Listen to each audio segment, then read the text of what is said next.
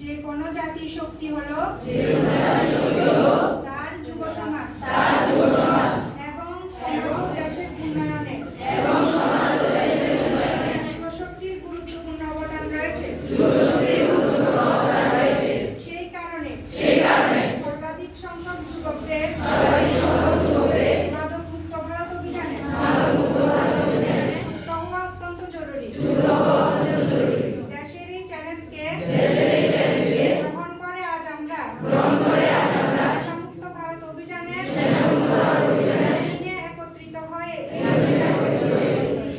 আমরা শুধু সম্প্রদায় পরিবার বন্ধুরাই নয় বরং আমরা নিজেরাও মাদকমুক্ত থাকবো।